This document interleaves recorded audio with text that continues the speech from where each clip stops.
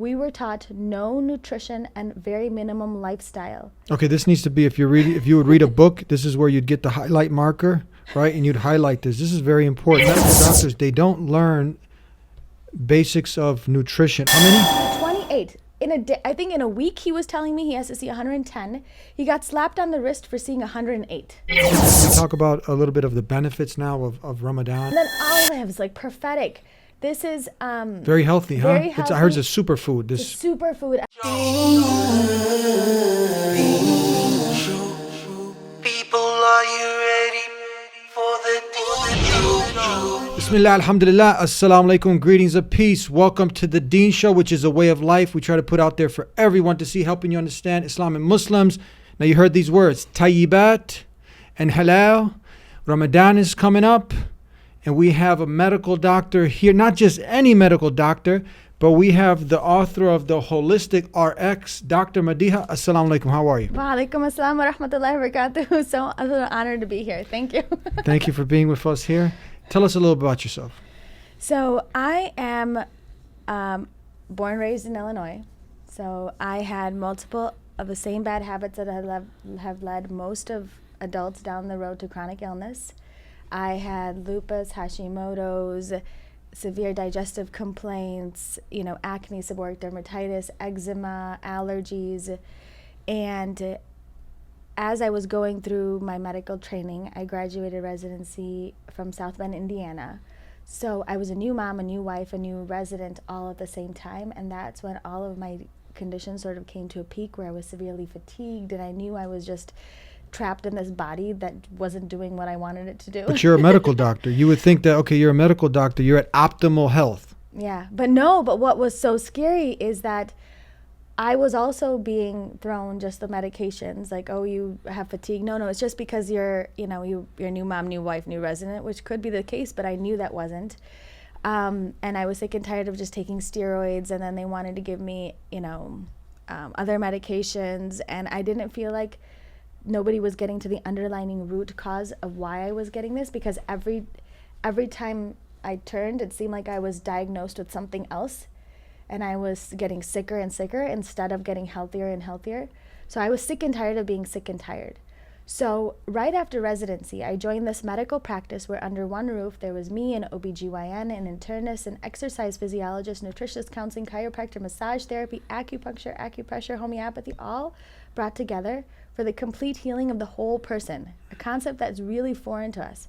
My parents sacrificed everything for all of us, my siblings, to be doctors. Mm-hmm. My brother is an interventional cardiologist. My sister is a pediatric ICU physician. I have cousins/sisters in Harvard psychiatry and psychiatry in Florida, and everywhere, pediatrics, you name it. I have all these specialists, but none of us have been taught a single class of nutrition unless I missed it in maternity leave. No nutrition in medical school? Probably just a couple hours in medical school. Okay, what we really apply to our patients is in residency.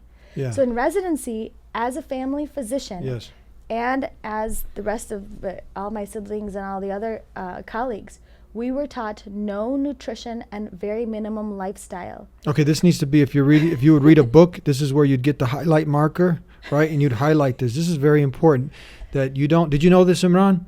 That medical doctors, they don't learn basics of nutrition or nutritional lifestyle. And stress this management is the key to health, though. These are the key to health. This was one of those aha moments when I learned this, that was like, hold on, if you don't learn nutrition, and that's the fuel for good health, then, and lifestyle, like you said, that is something that is really like, it's profound. Key. That you have to know that's the key to health is nutrition. And doctors know. I mean, when you go to your doctor, we know that lifestyle is important, but we've never really been given, because like, for example, my husband's a family physician. He has to see 28 patients in a day. How many? 28 in a day. I think in a week he was telling me he has to see 110.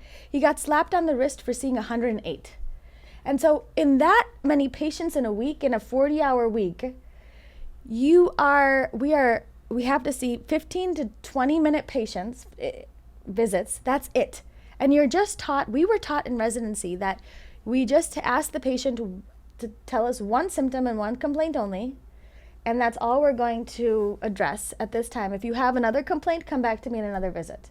But we are not like that. We are not just one complaint. We are not just one organ system. We are mind, body, soul, and it's all interconnected. Some have actually cut that down to like 5-10 minutes. Yeah, I know. Isn't that true? I can't. I mean, and why is this? Someone might say, well, what's the big deal? Because you're trying to get a proper diagnosis. You really got to get into the history. You got to really get into the, to the person. But if you only got 5, 10, 15 minutes, how do you do that? And you can't really understand the underlying root cause. So this is where... Maybe it's good for a symptom. For a symptom. Acute conditions, it's great. Okay. And is it true that now, I mean, medical doctors in medical school are not taught how to cure the disease, but how to symptom management? That is what's primarily... Is that true? So we are taught that these conditions do not have cures. That's another aha moment right there. For example, that you are going to... If you have high blood pressure... there's no way you're going to live the rest of your life with the high blood pressure. Yeah. If you are on thyroid medications, they told me even as a doctor, I knew, and as I was telling everybody else too when I was in residency, until I really had my aha moment also. And when we're on these medications, we're on them for life, unless you're a customer happens. for life. I'm a customer for life. Wow. And this is where but that goes against our deen. I mean, our deen actually tells us, Allah subhanahu wa ta'ala, the creator of the heavens and earth, tells us that look, for every disease, he has sent a cure. But they're telling us the opposite now, that there's no cure. There's no cure. We can just manage symptoms. See, people don't know this. With medication. This is really important for everybody listening. So those drugs aren't actually they're just symptom management. They're just like, and they all come at a cost. So you're just putting a Band-Aid on the check engine light. Absolutely. That's what you're doing. So I sort of describe it like a hand, or, I'll put up my little tree later on. But it's basically all these symptoms we have a root underlying cause of inflammation. So if somebody comes in with, digestive complaints, insomnia, depression, autoimmune conditions like thyroid problems, or even, any other cancer, all we know that all of these symptoms can be treated with a drug. We all know the underlying root cause is inflammation. This is not new to us. Doctors know that if you have sinusitis, it's called inflammation of the sinuses. Mm-hmm.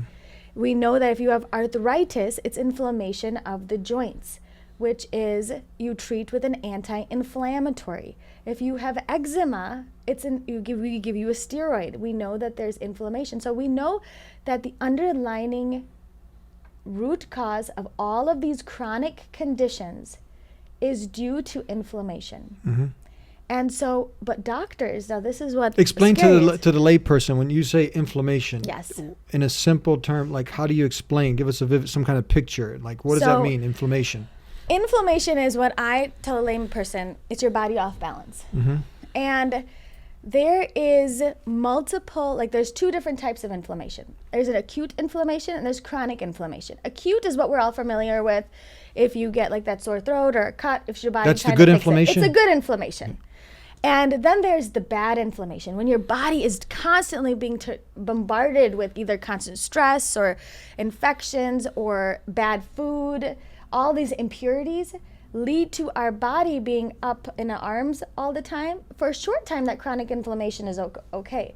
But over time, when your body is constantly being bombarded in all directions with this, toxins and bad food and stress and all these things, it starts to get confused. And when it gets confused, then it starts to create diseases of every stripe. Is this like a fire in your body? It's like a fire. It rages. Yeah. So inflammation actually means fire within. So it's a fire within your body. Yes, it's a fire within our body. And so this is where doctors know that chronic diseases are due to inflammation. That's why we give you anti-inflammatories. Yes. But if you still have the water running, you can be mopping it up all you want, but if the water is still running, you're still going to get a flood. Yeah. So you're a medical doctor. Now you also are dealing with some of these. You mentioned, what was it, lupus? I had them. You had them. Yes. So alhamdulillah, you were able to get cure of it, and you went against the odds, because now, according to conventional medicine, if you have, what was it, lupus? What else? Hashimoto's, seborrheic dermatitis, acne, eczema, allergies, severe digestive complaints, all of these? Hormonal imbalances. I was miserable. Yes. As a medical doctor, as a medical doctor, then I had these then complaints. now as a medical doctors also they go to another medical doctor probably for another opinion. So what are they telling you? Now you're going to who are you going to now for these conditions? So you're going to a specialist for these So conditions. you got a specialist. And the specialists, even if basically it's, here's take Synthroid, but I'm like, I'm still not feeling well because I wasn't dealing with the underlying root now don't cause. those come with side effects? They And come at a they cost, come with side effects. and they're not actually healing you. They are just covering up the symptoms. They're band-aiding it.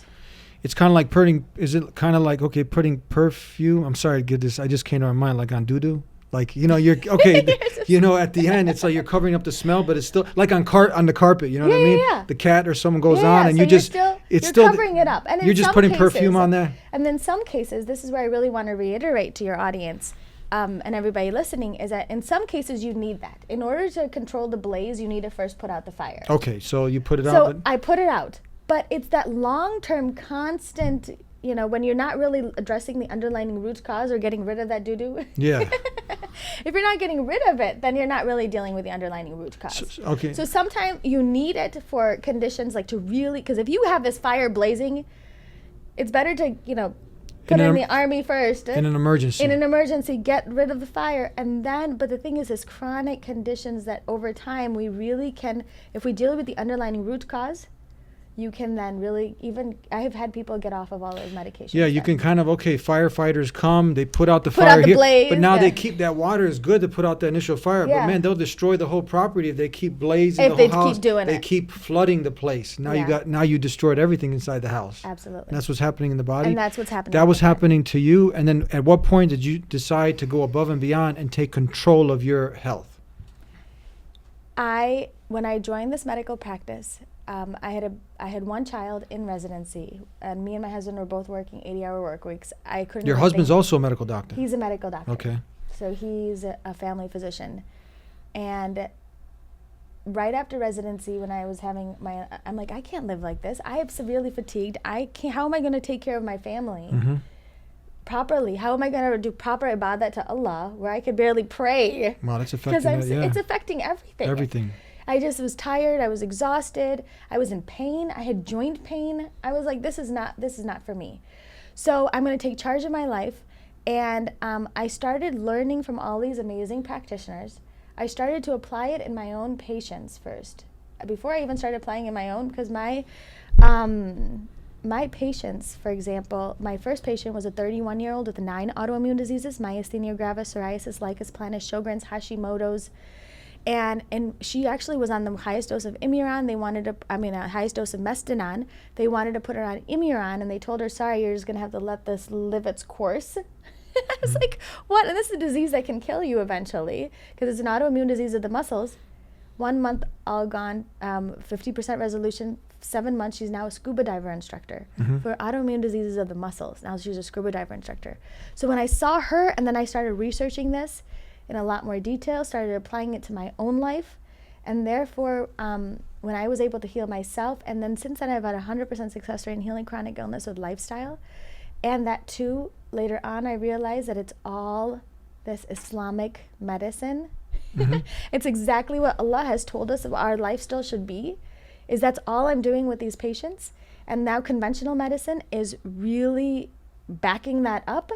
That's what it really blew my mind. And I realized there was not a single book out there written for somebody with multiple chronic conditions like I was dealing. I'm a family physician, so I see adults, children, everybody in between.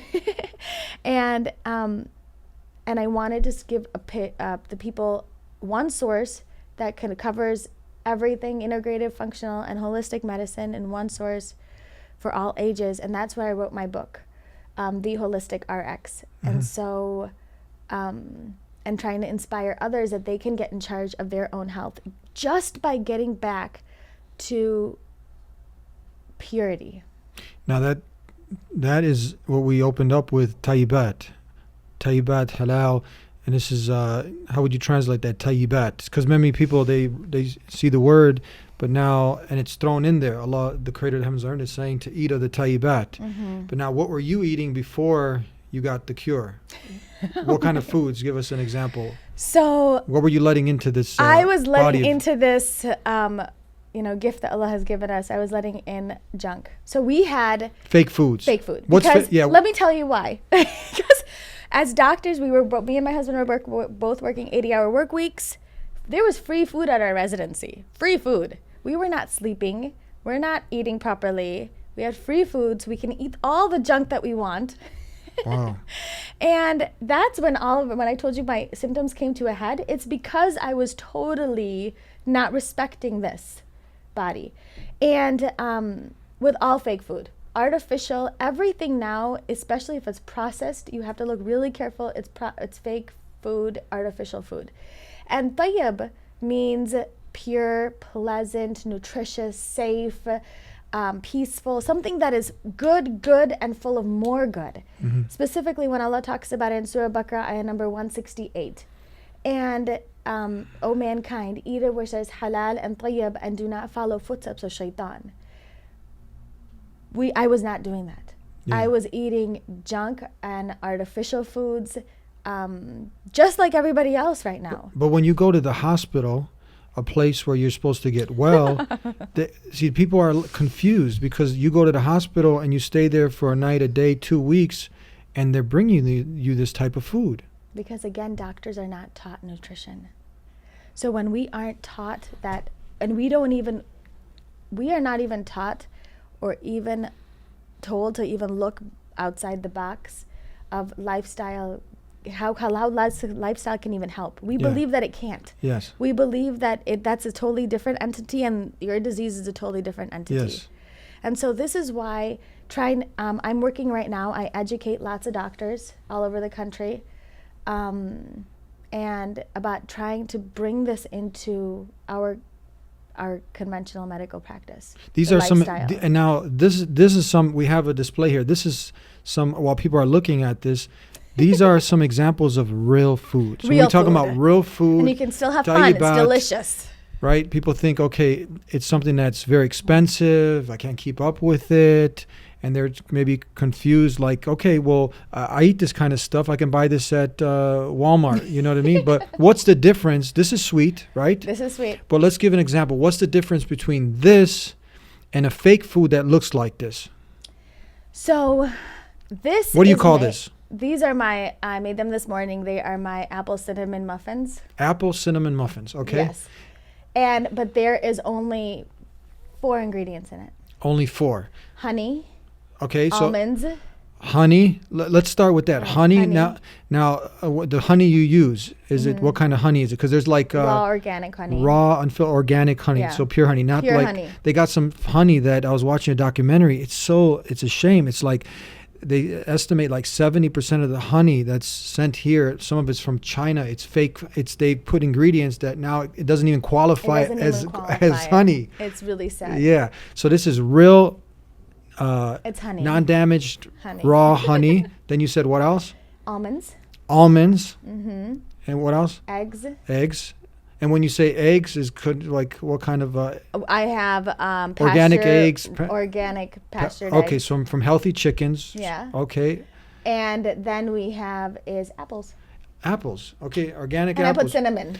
All right. baking Now soda compare and that such. to, let's say you go and you look at the ingredients. People are going to start doing that, and you look into some of these It ingredients. makes me scared. You can't even pronounce these You ingredients. can't even pronounce it. It's They're- all made in a lab. Okay. And this is why I wanted to really emphasize. That's why we say it's fake. It's fake. This is real. This is real. Yeah. This is fake. Yes. And that's the impure foods that we're going to be talking about. Because Great. these foods that are not tayyib, so any of these fake foods, these artificial foods that are not tayyib, actually affect our body in so many different levels. So when Allah talks about food, so let's go ahead and talk about it, especially with Ramadan coming up. Yes. When Allah talks about food, He says that it should be pure quality and small quantity, right?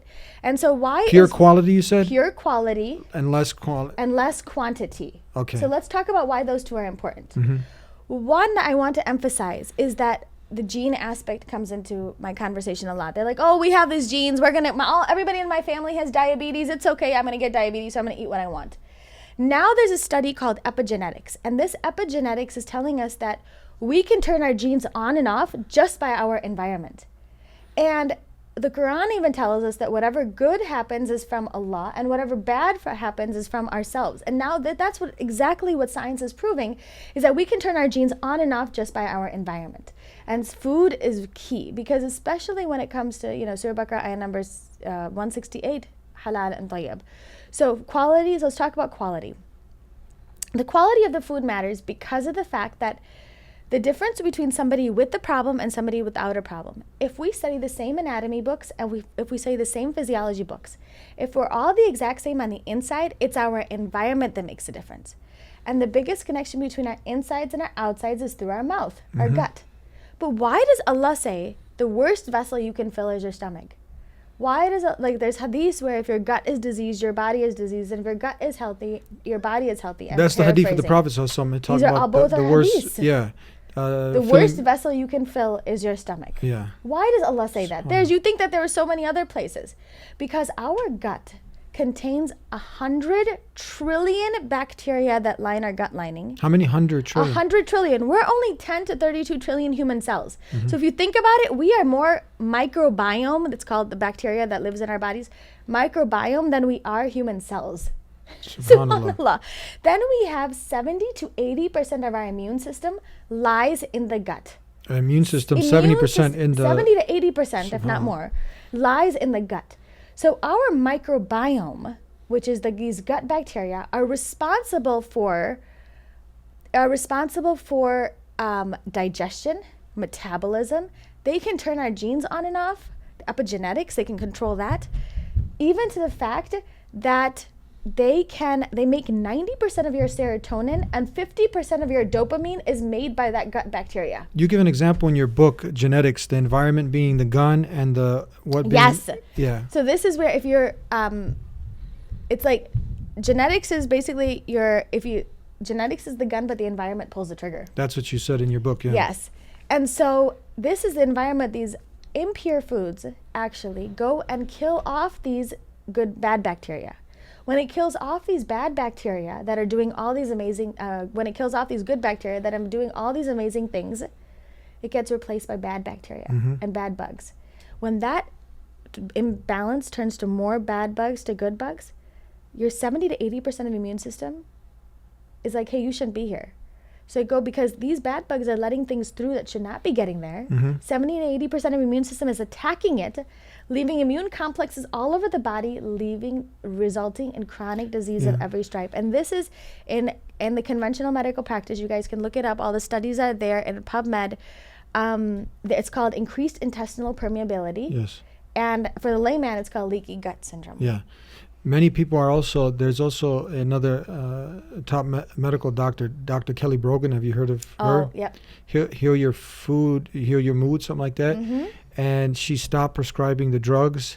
And many people she's a psychiatrist or a psychologist. Psychiatrist is the one that can prescribe drugs, right? And she stopped that, and she talks about depression. And many people haven't also pinpointed this, and they give them the drugs, but being linked to food also. Absolutely. That's a huge epidemic. Depression. And now obviously the spiritual component, but some people are spiritual, also praying and everything. They're like, why am I depressed? They're not connecting it back to the food. And they're going to the person who's giving them more prescription drugs. Absolutely. And that's not solving the problem. And that's not solving the problem. And what's really, subhanallah. So talk to me about that. So depression can be linked back to your food? So subhanallah, subhanallah, subhanallah. Remember we talked about 70 to 90% of your serotonin is made in the gut. 50% of your dopamine is made in the gut, your feel-good hormone. Yeah. And there's a direct connection between our gut microbiome and our brain through the vagus nerve. It's called the gut-brain connection. This is what's so subhanallah, and this is what science now is proving, is that why did Allah link in Surah Baqarah, ayah number 168, eat which is halal and tayyib, and do not follow footsteps of shaitan?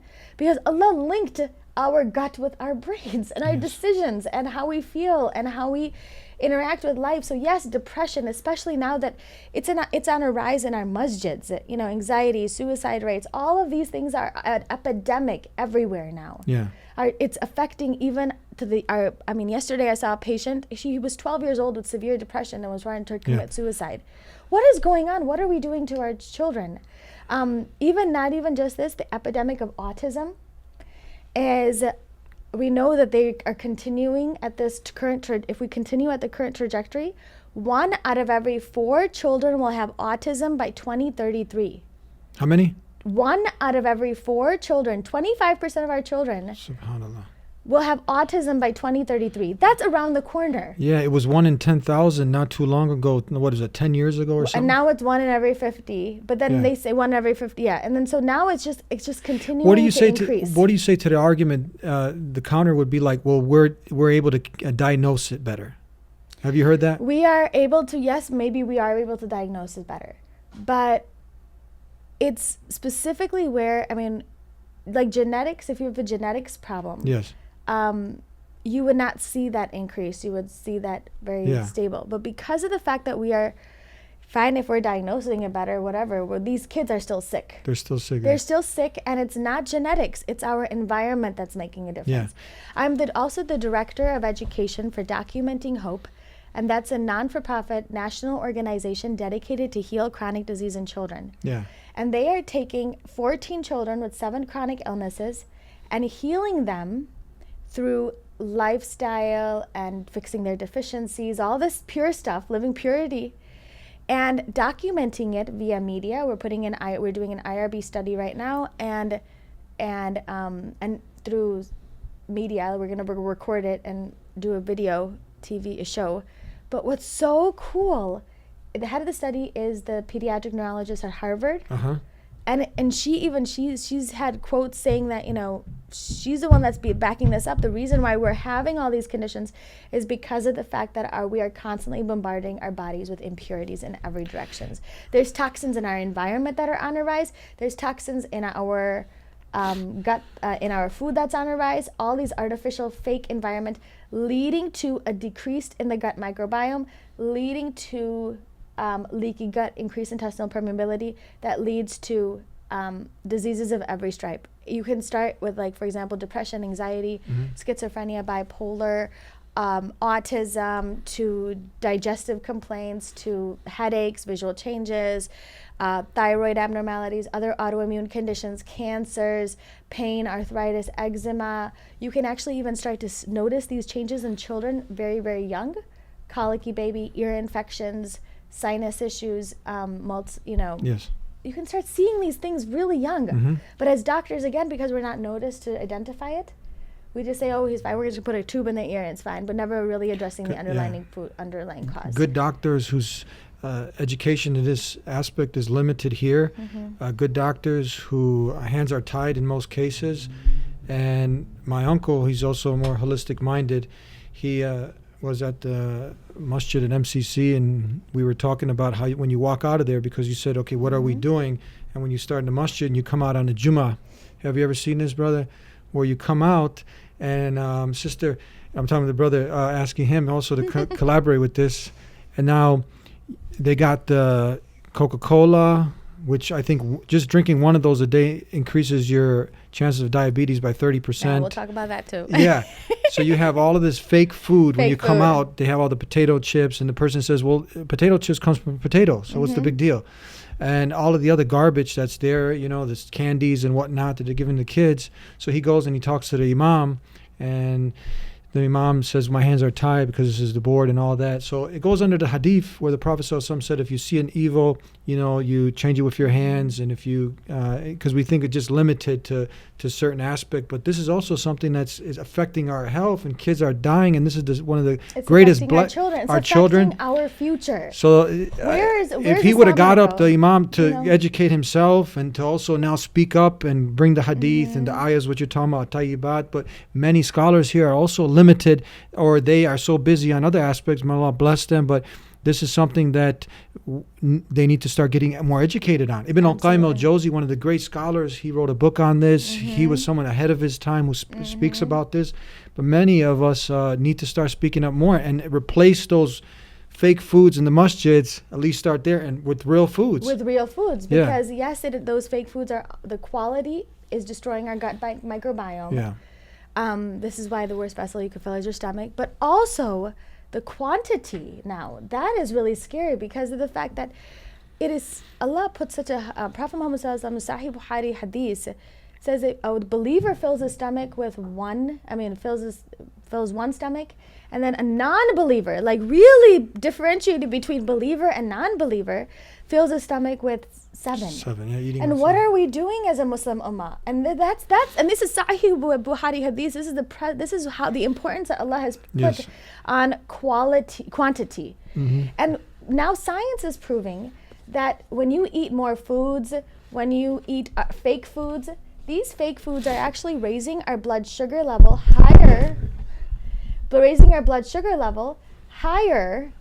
than real food does. Yes. And so this is another epidemic that our children in 1980 there were 0 cases of diabetes type 2. In 2010 there was 60,000 cases of diabetes type 2, and now it's even worse. Diabetes, insulin resistance is such on a rise. Yes. I have because I see a lot of kids, 8 out of 10 kids that I see are pre-diabetic. Yeah. And I've been practicing medicine for 9 years. And I'm like, this is, after residency. But this is crazy because now these artificial foods are raising our blood sugar level that is leading to pre-diabetes. And pre-diabetes symptom is probably what we're all walking around with. Weight gain around the midsection, fatigue, irritability, brain fog, acne, irregular periods, problems with when you have sugar crashes, carb cravings. We think that our kids are we're feeding them junk, all these lollipops and all these things because they love sugar. No, it's because they're getting sick. That's why they're craving all these carbs.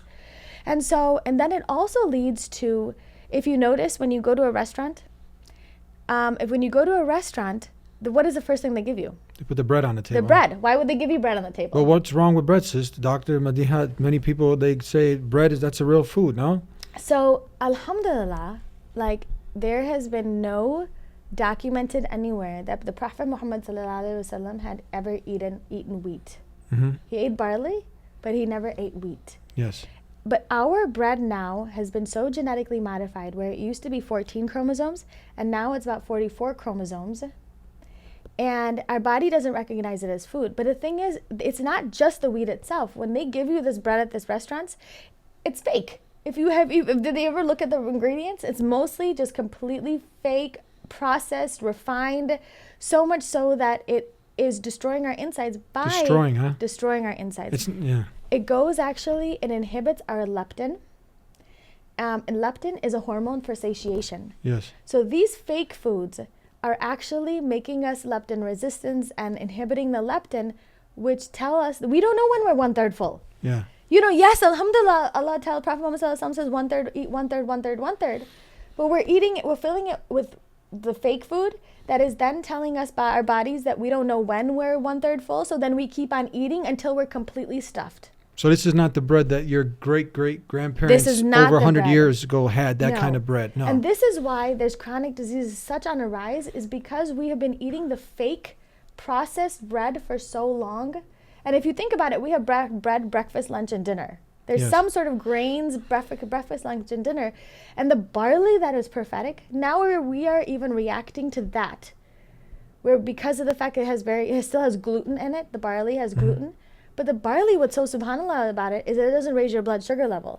But when I want to help heal and prevent chronic illness, I have people stay away from the wheat as much as possible. Yes. And fill your 1/3 up with the most nutrient-dense foods that are going to help heal you, keep your gut bacteria healthy, because that good quality, pure quality, small quantity that is going to keep your gut, your hormones balanced and your insulin balanced and your glucose balanced, and then nutrient dense. So whenever, even my kids are 10, 7, 5, and 2. So even when they're hungry, I have them go down the list.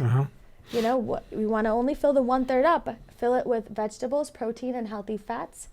All those foods will satiate you, and you're less in the kitchen. So yay, double vegetables, protein, healthy fats for him. You spoke on some statistics. What do you think? And this goes back, so I was mentioning a hadith where the Prophet ﷺ, last and final messenger sent to mankind, Prophet Muhammad, peace and blessings be upon him, said, if you see an evil, to change it with your hand. If you can't, then speak out against it. And then the least amount of hate in your heart, so people can see, okay, if someone is giving my son drugs or about to get hit by a car, you push him out of the way, you stop that evil from coming. These are now, when you look at this disaster that's about to hit a family, where tomorrow their kid can have cancer, a disease that can just destroy their health. So of course we're speaking out against this. Falls in line with that. Now look at this, some statistics. What do you think when you hear this? You've heard these. 100 million people in America today are either pre-diabetic or have full-blown type 2 diabetes.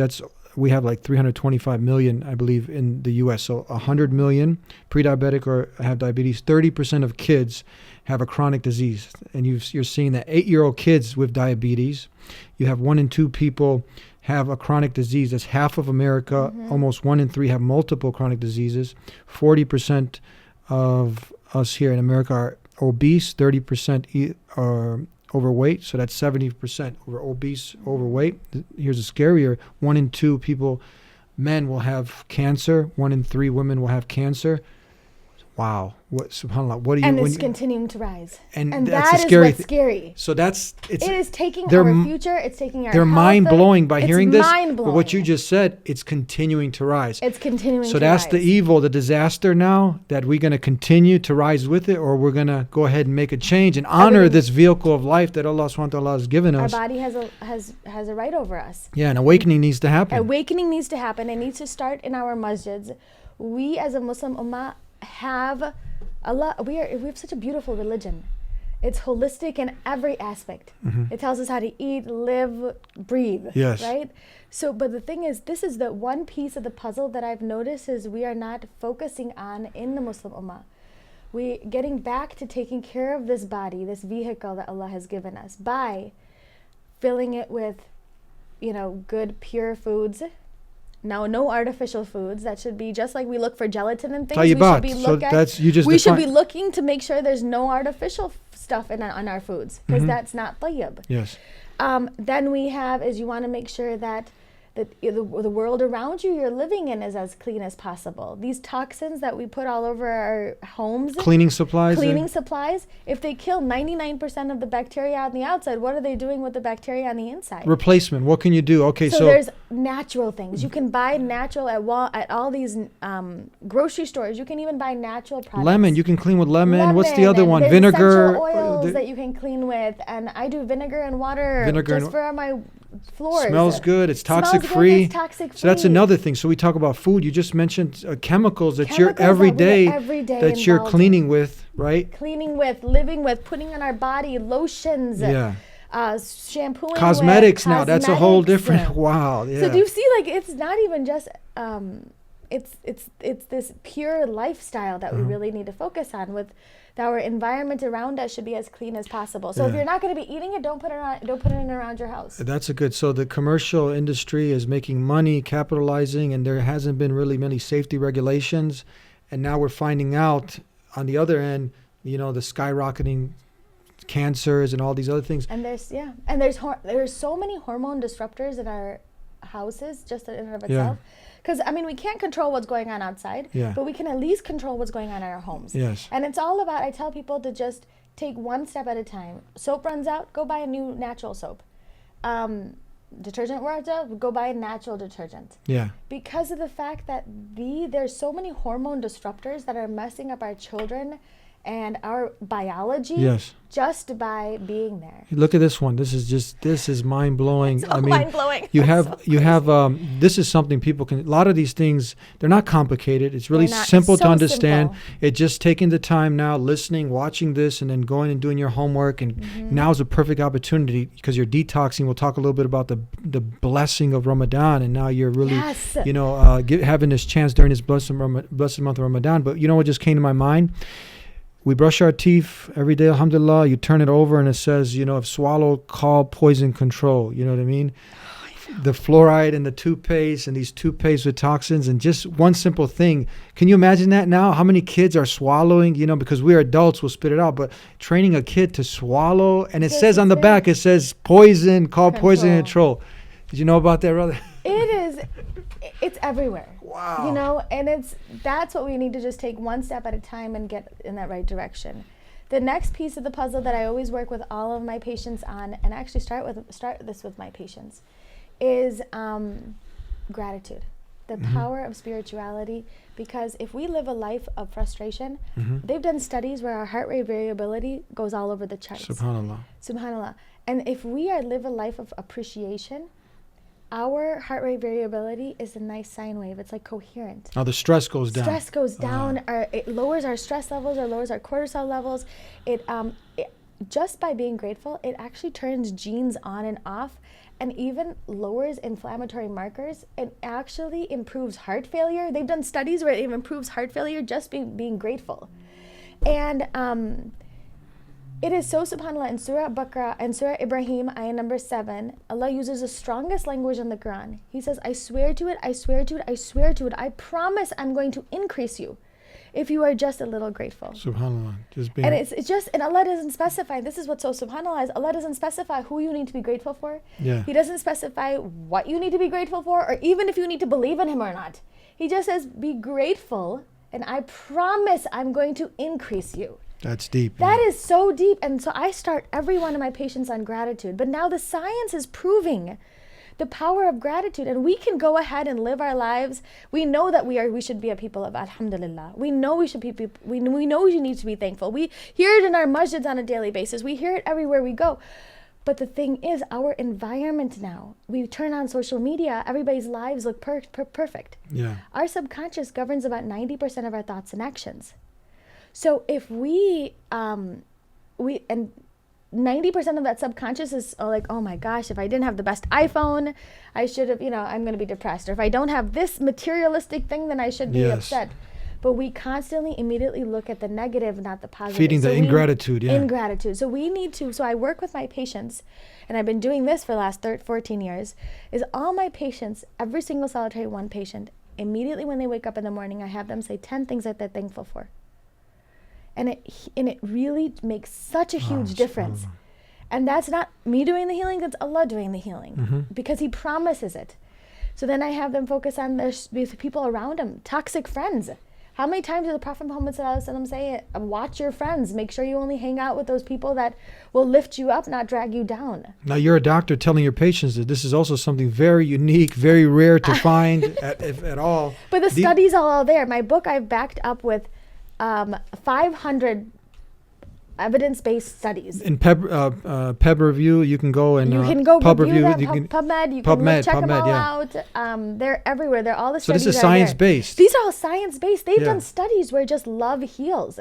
They love actually, when you give somebody love and appreciation and all that stuff, it actually releases oxytocin and stress-reducing hormones that help you heal from the inside out and lowers inflammatory markers and improves your immune system. Like you can, love really, truly does heal. Yeah. And then we have so we talked about spiritual health, social health, sleep. That's something that, again, we are, as Muslims, we are not focusing on. We're not putting an emphasis on that. While we sleep, we're not using much energy. So it leaves more energy for our bodies to detox, make hormones, to help heal from the inside out and lower inflammation just by improving your immunity by just sleeping. Yes. Then we have stress. Stress leads to 80% of the complaints that come to primary care physicians are due to stress. And this is what's so crazy. 80% of the complaints that come to primary care physicians are due to stress. We all know it. But who was not taught any stress management? I was not taught anything. And as a new mom, a new wife, a new resident, me and my husband are both working 80-hour work weeks, not sleeping, not eating well. I really wish somebody taught me stress management. During residency, I developed shingles. What older people develop. I had developed shingles because my immune system was so weak. And this is where I wish somebody taught us the power of meditation, yoga, prayer. But we're not taught any of that, because just by incorporating a stress management technique into your daily routine, you can keep damaging hormones at bay. And it's so subhanAllah, just by that. And that in and of itself, Allah puts a lot of emphasis on it. Is really. There is one sunnah that needs to be revived, and it goes back to what you were talking about, gratitude. because usually a person who's also depressed, one of the things is that they can't see anything good.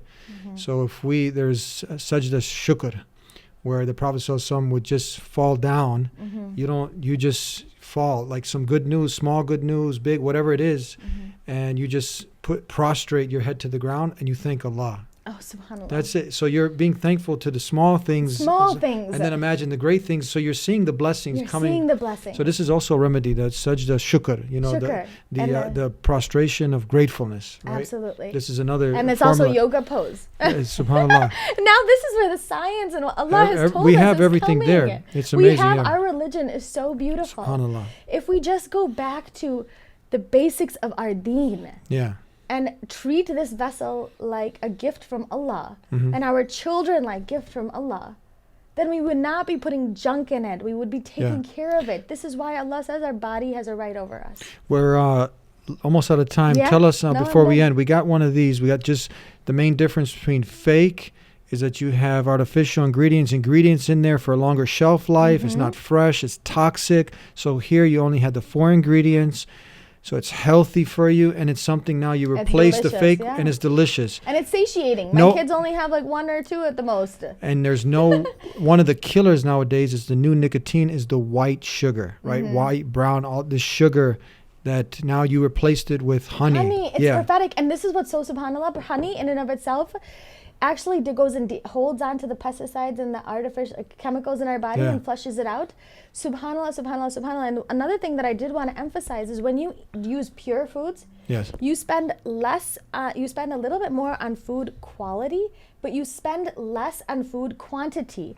While when you eat a lot of fake foods, you spend less on food quality, but more on food quantity. And obviously the first one is the way that our deen should. And this is what a normal plate should look like. I mean, says, whenever I have my patients and my children, vegetables, protein, healthy fats, you have your delicious vegetables here. We have peppers. We have peppers, we have spinach, great for detox, great antioxidants, really help your body heal from the inside out. Then we have oranges, that's where we're going to leave for dessert. But specifically, we have vegetables, protein. You just need a little bit of protein. Prophet Muhammad had a little bit of protein. It's not the thing that you have to, those huge steaks. It's just a very small amount of protein to help satiate you. That's the salmon now? Salmon. Okay, what's the difference now? Wild caught, okay. Wild-caught Different, someone's because there's salmon out there, and so for people, they're going to get the salmon, but now they have the farm raised. Yeah, no. Why do you want to avoid the farm raised? We want farm raised because they're there's chemicals in them you don't even want to get to. There's the artificial, they feed them all that stuff. So this is very, very small amount. And then olives, like prophetic. This is very healthy, very huh? healthy. I heard it's a superfood. It's a superfood, and on top of that, it's healthy fat. And this is what will help satiate you. So vegetables, protein, healthy fats.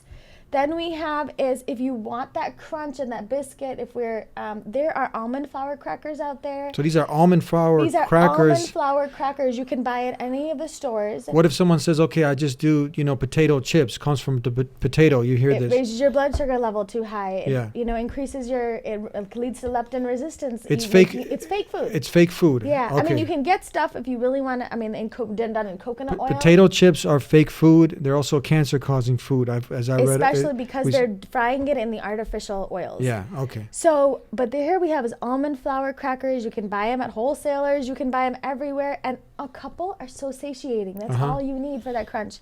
And then I have all my patients heal with, it's to take out the bad food. To heal, you take out the bad food. Take out the bad. Put the good. Good. Replace with probiotics like sauerkraut. Oh, I love sauerkraut, yes. Probiotics.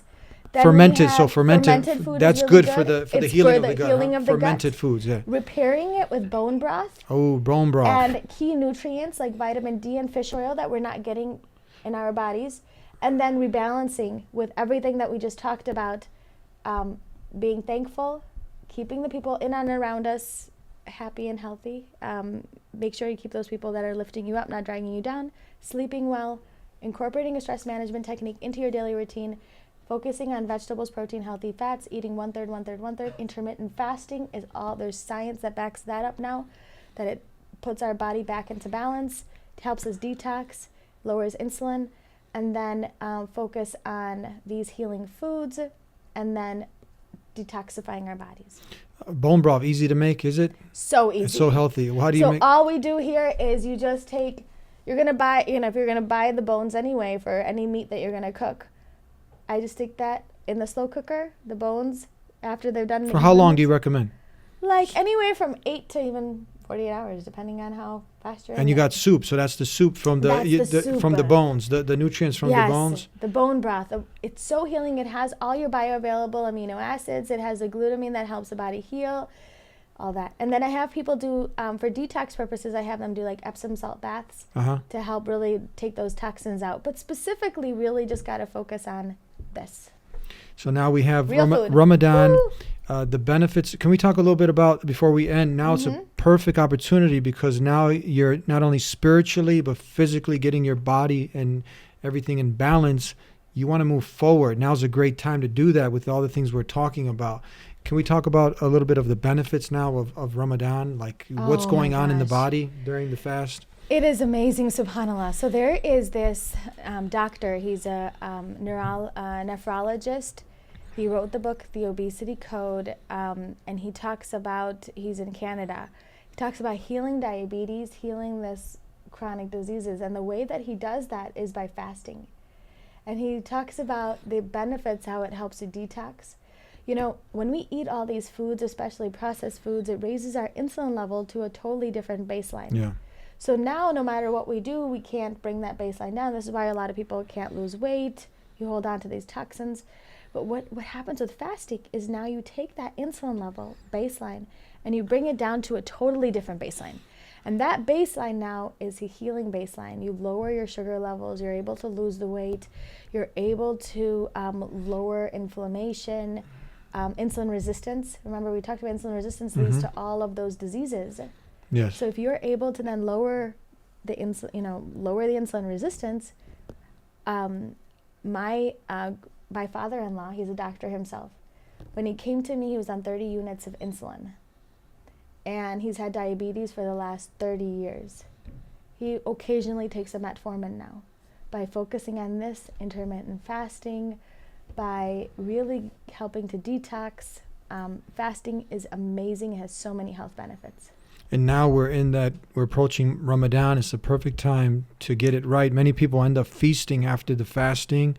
So now you start off before the break of dawn to have a nice little meal. You can start off with, what do you recommend?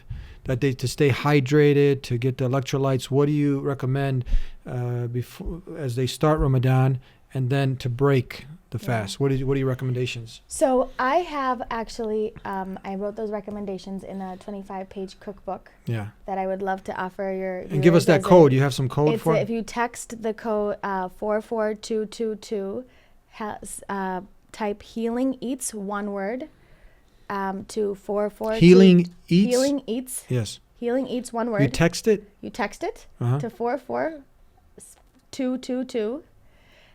Text Healing Eats, and I will send you my recipe book, and that will benefit then for Ramadan. But again, that's Healing Eats. Text to 44222, and it's so subhanAllah. So for example, you just go down the list: vegetables, protein, healthy fats. You want to focus on all of this stuff will keep you satiated. If you're a smoothie in the morning is, especially when somebody can't get up in the morning, a smoothie is an amazing option. You have your healthy fats, you have your vegetables, you have everything in there, I love a chocolate smoothie in the morning. You put your nut butter, your almond milk in it. A lot of people have issues with dairy, so almond milk in there, with ice, cocoa powder, which is so many healing benefits because of chocolate, and then when not unsweetened, some dates in there, almond butter, ice, cocoa powder, and then I just stick frozen greens, you can't even tell. But alhamdulillah, it's so satiating. Until iftar, you're actually pretty full. Yeah. Alhamdulillah. So small goes a long way when you eat quality foods. Yeah. And then for iftar, and this is what I want to emphasize to all the masjids out there, we need to be this example of what we need to open our masjids with. We can't open our fast with artificial foods. There's, artificial, if it's pink, it's most likely, if a drink is pink, it's most likely artificial. And things like that, we need to open it with similar foods. Yeah. Okay, let's call to action. Yep. A call to action. Many people have had their leptin sensor, like you said, blocked. Mm-hmm. Sugar, the culprit that is the new nicotine of our time. It's more addictive than cocaine. Mm-hmm. They've done studies on it where the brain is lighting up just like it does for heroin or cocaine. So it's very addictive, and many people have become addicted to this. Mm-hmm. Now is a time. Okay, that's another question. How do they get off the addiction? How do they break that addiction? What would you suggest? Because it's addicting. I mean, It's addicting. What do you suggest? So I have them, all my patients start off with something like, instead of sugar, use honey. Okay, so replace it. You replace it. So it's not like they're taking it away. You have, what are the replacements? I have honey. How about natural stevia? Yes, I love natural stevia. Okay. Organic raw stevia and stevia, honey. There's raw maple syrup out there. Okay. Date sugar. Not that other stuff. What's it? Not the stuff that you put on pancakes. No, No. no. Okay. Raw organic maple Yeah. syrup. And just a little bit goes a long way. Yeah. So, and it's still just treats, but that's how you really want to, like, for example, if somebody's stuck with brownies and cookies and crackers, guess what? You can have still this make. you can still do it. What is that? You can make sweet potato brownies. You can Yeah, make you avocado. can There's so many There's alternatives. so many alternatives out there. Yeah. So you have also, that's the code you put to get those recipes. I have 25 recipes. Yeah. It's also in my book. It's you can also subscribe www.holisticmommd.com. My Facebook page is Holistic Mom MD. Yes. So holisticmommd.com. And the code is Holistic Eats. Healing Eats. One word to 44222. Now, a quick call to action. So I was saying that, okay, now the addiction is there. Many of the leaders in our communities, we talked about the epidemic of chronic disease, cancers. You have a responsibility. If you are guiding this community towards spiritual enlightenment, also, this is a thing, the Prophet ﷺ said that the greatest blessing after Iman is health. So now the sheikhs, the scholars, they shouldn't be obese. No. They should not be also. They should also be monitored. They shouldn't have like their twin, like pregnant. And I don't want to offend anybody, but this is something that we need to shake some. Do we have to shake some people? Sad reality. They shouldn't be obese because they're setting an example. They should be talking about this because it's going to be affecting. It's coming. The wave. It's here and it's continuing to grow. And so it's affecting our they future. should not allow when they come out of the Jummahs where you have people selling this garbage junk. We have a professional here, a medical doctor, holistic doctor, so we bring you the facts. We need to make those. So those are the call to actions that now replace it with. We need to get back to our deen. Focus on halal and tayyib, pure foods. Whenever we feed it to our children, because our future depends on it. 1 out of every 4 children will have autism by 2033, and that is going to continue to rise. Where does Islam go if all of our kids are sick? They're even saying sperm count is completely, drastically disappearing. Where does civilization go if that happens? Yeah. So this is an urgent matter, that our deen is so beautiful that it has all of the tools that we need to make this happen, but we need to put our focus back on this now. I've seen places where they've taken the initiative. They've watched some of the programs that we've done in the past with some of our nutritionists that come in. I'm so thankful we got you now, also a medical doctor, to substantiate these points. And we've seen people eliminate some of the fake foods they've introduced. I was at a masjid in Florida. I was so happy. They had mangoes, bananas. They had that's awesome. The dates. Yes. I was so elated when I saw that. I said, wow, I had to film this. So it's an easy fix. Substitute it, right? Take the bad out, put the good in. Tayyibat. That's it. Just focus on tayyib. And then we have your book here. It's called The Holistic RX, Your Guide to Healing Chronic Inflammation. And you can get it on the libraries. I'm the first Muslim woman to traditionally publish in the medical field that I know of. And I also have like children's books. I have courses. I'm trying to make this healthy lifestyle as easy as possible. So I have all the sources at www.holisticmommd.com, and my Facebook page where I do Facebook Lives weekly. Have lots of fun stuff coming up. I have infographics of how to heal, but it all is this. So good start. Easy. So much you got the material. Get educated on this. And we talk about gratitude, so much stuff we covered. And if you implement these things, it's only going to better your life. Absolutely. Yeah, and what a I love great it. It's month now to exciting. do it in. Ramadan, thank you so much for being Oh with my us. God, it's my honor. Thank you so Jazakallah. much. Thank you. Thank you, Assalamu sis. alaikum. Assalamu alaikum warahmatullahi wabarakatuh. And thank you guys for tuning in to the Deen Show. As I said, the Prophet Muhammad, peace and blessings be upon him. After Iman, what is the greatest blessing is your health. Take advantage of 5. The Prophet Muhammad, peace and blessings be upon him, he said before 5. And one of those is take advantage of your health before sickness. Don't let the sickness come and now you're looking all over for the cure. Honor your body. This is the vehicle that gets you through life. All the leaders in the communities, they need to get educated on this. It's a simple fix, simple solutions. We gave you some of them here. Implement it. You're going to be responsible in front of Allah for it. Not getting this information out. We hope to see you next time. Every week on a Deen Show. Tune in. Peace be with you. Assalamu alaikum.